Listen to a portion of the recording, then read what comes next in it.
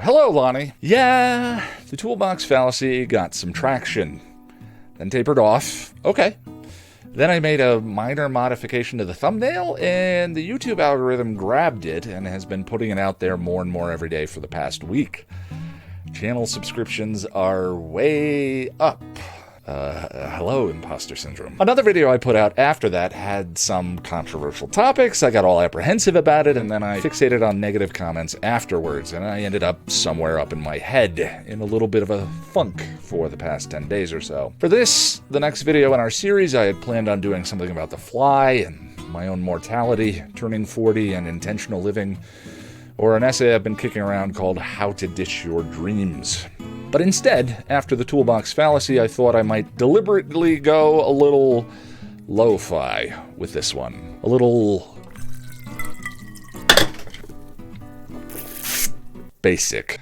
Instead, I just want to tell you a quick story about the last time I got high. I live in Colorado, and even before weed was legal here, you could still go for a bike ride and find yourself riding through clouds of smoke that appeared from nowhere. No one around. Oh, there's a dude behind that bush. I've always kind of hated getting high. I have friends with anxiety issues similar to mine who say weed helps them relax, but it's always had the opposite effect on me. If I'm going to indulge a vice, I'd prefer it be one that grabs the volume knob in my head and turns it way down. But I'm not blessed with the world's greatest memory, and the gaps between the instances when I've tried weed tend to be about as long as it takes in order for the goldfish to forget how much I hated my last experience with it. And as the goldfish was starting to do its thing, last October 2018 rolled around, and my friend Tilda asked if I wanted to go and see the new Halloween with her and Derek.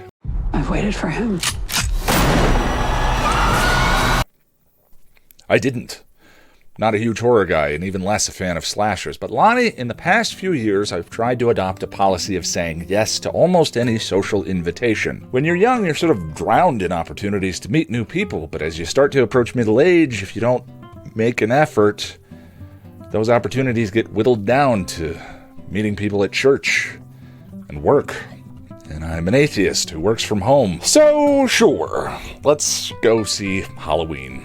And then from somewhere deep within the inner bowels of my impulsive boat-buying soul, the goldfish babbled, and hey, maybe I'll get high with Derek first, might make the film more interesting. Movie day. I head over to Derek's so we can get a lift to the theater together. Tilda mentioned you wanted to get a little toasty before we go and see it. Never seen High Ian before, and he hands me a pen thing and says, "Hold on, I'll be right back."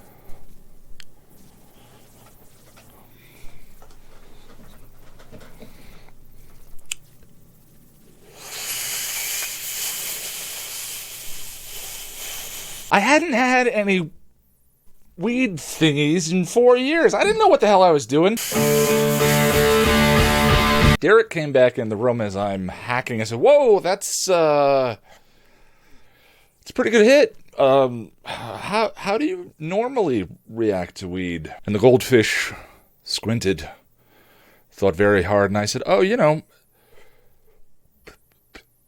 panic attacks and extreme anxiety?" Several things happened in the exact second afterwards. Derek's eyes got very big and concerned. The whole world dropped into slow motion. Every sensory input I have started malfunctioning simultaneously. And I thought to myself, oh, shit. The next hour or so, between sitting there with Derek and getting to the movie theater, were challenging. I don't know what being high is like for other people, but for me, my senses get pretty scrambled, and the collective volume of them gets turned way the hell up. And my brain is hyper-distracted trying to process every one of those individual sensations all at the same time. Derek's asking me out here, "Are you okay, buddy?" While up here, my hand is like a spider. Does anyone else hear construction noises? You remember making that sound when you were a baby? This is never going to end. Lips are a miracle. My skin feels like pudding. My brain is so preoccupied that the only thing I can stammer to Derek in response is complicated. And I started to fight what's happening. Control it. And that's when I started to get anxious. So this goes on for a bit. I kind of forget how to walk and sort of bow-legged waddle into the theater lobby where Tilda was waiting for us and asked, "Are you okay?" As I'm standing there, stuck way up in my head, wondering why the dude with the shirt with way too many stripes on it was standing so close to me, and would melty Kit Kats dipped in butter popcorn be a great snack or the greatest snack, I just kind of realized I'm not getting out of this. I'm stuck with this situation until it wears off, and I wondered if I couldn't eliminate all of the extrasensory data I was receiving that was overwhelming the part of my mind always trying to process and analyze everything. Could I turn off that machine, that part of my mind? Could I just let all this input go and stop trying to do anything with it? And the second I had that thought, it happened. I popped out of my head, my shoulders relaxed. Suddenly, I could speak. My anxiety went away. It was like suddenly time traveling into the moment my body had been bookmarking for me in my mind's absence. I was just present. And I've realized that has become my approach to fear. Not getting high, but in the toolbox fallacy, I talked about one of the ways I would lie to myself when it came to my lifelong pursuits, in order to mask the real problem, which was I was afraid to suck, afraid to fail. And that video is great. The thing that's missing from that video is the how-to for the next step. If I'm sitting in front of a blank document with a mind preoccupied by thoughts of, is the audience going to like this? Do I really have anything to say? Or maybe I'm just not good enough. I'm never going to be able to write anything. I'm never going to be able to speak my heart.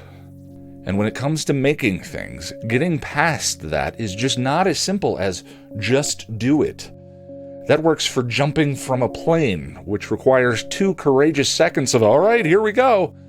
There are videos on this channel that took me hundreds of hours to make. You don't clear that airplane until the video is on the internet. I needed something practical. And the reason I always remember this story is it's very hard to explain to people what letting go means, how to untense a muscle. Fear is a healthy thing. If a bear is running at me, fear tells me to get my ass up and out. But fear turns to anxiety when I start planning for bears around every corner. Anxiety is a fear of mine multiplied by my attempts to control it. That's what persistent fear of failure is. And since the only surefire way of never failing is to never start, and fighting the fear with more thought is what imbues it with power over me, the only thing to do is let it go.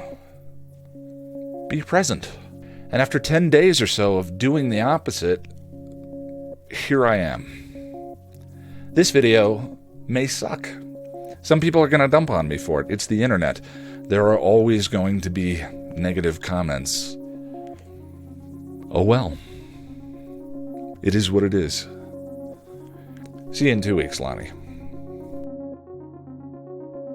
As for the movie Halloween, I don't really remember much about it other than thinking it was hilarious.